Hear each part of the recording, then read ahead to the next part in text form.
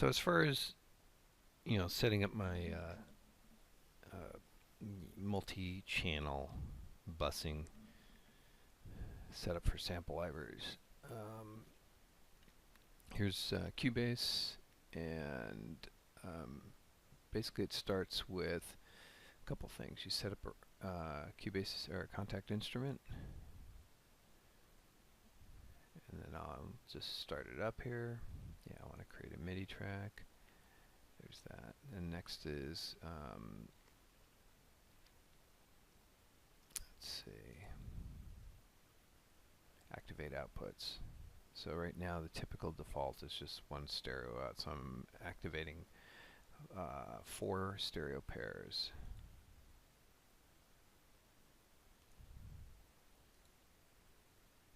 This is one way of doing it. The other way is to actually open the instrument, and then you can just activate outputs from here. Okay, so then the other part is I want to view my outputs. So right now, a typical setup might show just the one stereo pair, but I have a preset um, that gives me my 4 stereo pairs, so that has to be set up, right? For now, I'm just going to show this first part, which is bringing in an instrument. So let's just use something from the Berlin. Um, let's pick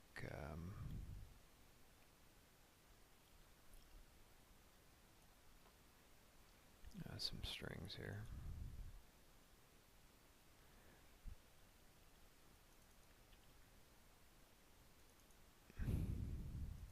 Chili.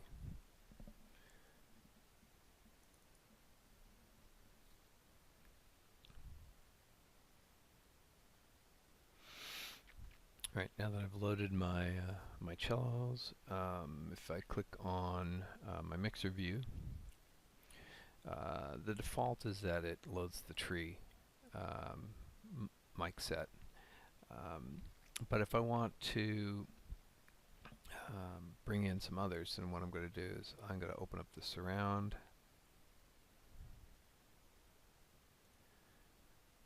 I want the AB mics. I'm not going to choose the noise. I don't need the noise, but I want a close mic. Alright, and then I just assign them. So let's say I want my tree to be out of stereo 1, I want my surrounds out of stereo 4, I want my ABs out of stereo 3, and my close-up out of stereo 2. That's pretty much it. And then once I hit a note, you're not going to hear it in this example, but you can see all 4 stereo pairs um, trigger. So basically I have routed this one patch to multiple outputs, and that way it gives me control in my mixing, so I can pick and choose how much surround mics I want, how much of the deck of tree, how much of the wide AB mics I want, and if I have a solo, I might use the close-up mics to get a little more definition.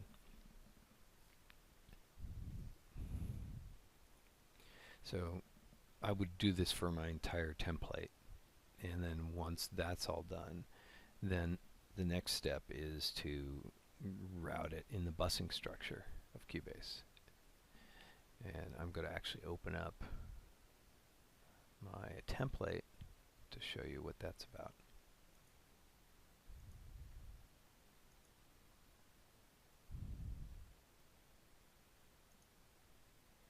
So here's my orchestral template, and I've got everything in folders.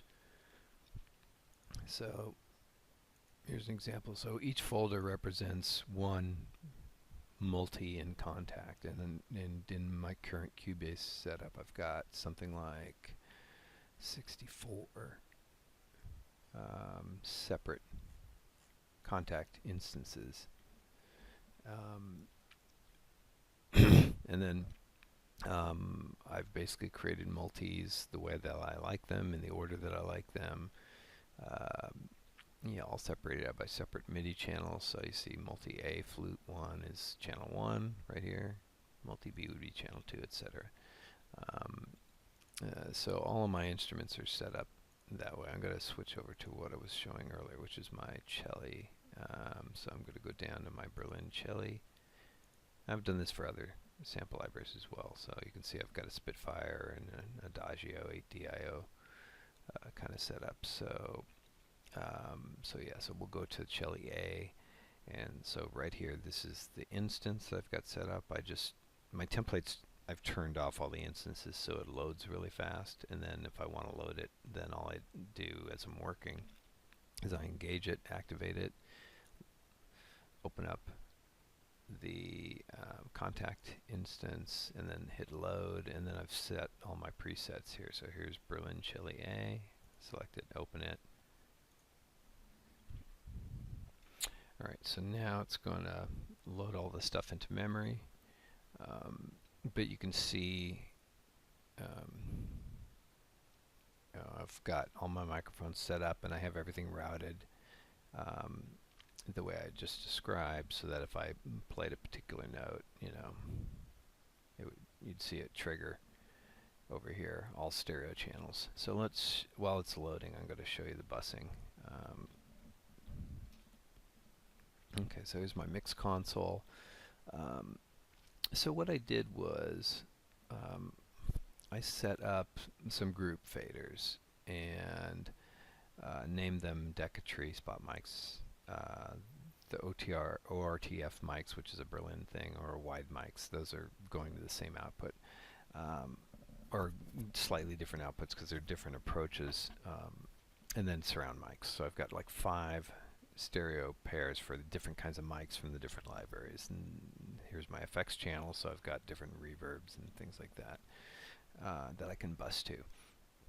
So all these mic channels here, I've got routed to the stereo out bus. And if I wanted to do a surround mix, I could also just route it to my surround bus, and then assign like the surround mics to the surround channels. The Decatree I'd have to the stereo pair. The spot mics I might put center, and then the wide mics I'd put a little wider in somewhere between the stereo left-right speaker, and maybe halfway between that and the surrounds if I wanted something a little wider. So I can pick and choose how I want to mix in a surround setting as well. So it gives me a lot of freedom. Now, if I go to my cello, I've got everything color-coded here. So, for instance, surround mics are sort of a purple, so all my surround buses are right here. So here's my cello A, which I'd shown you earlier, and a surround bus. And I also have it grouped so that when I select something, if I want to solo just the surround bus of the strings, it'll solo that. But notice, like on cello A surrounds, that the routing is to the surround mics. If I wanted to route it to the Decatree or something like that, so it's all routed within the busing structure. And that's pretty much how everything is routed. In that way, when I'm playing on an instrument, so if I go back to selecting my instrument right here, and then going to my mixer, so if I'm playing, let's scroll here,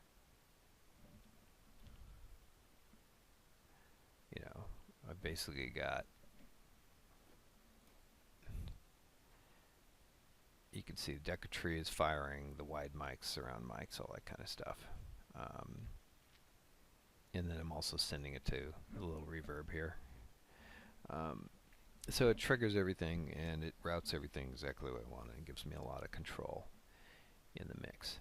But it's pretty much the way I do it.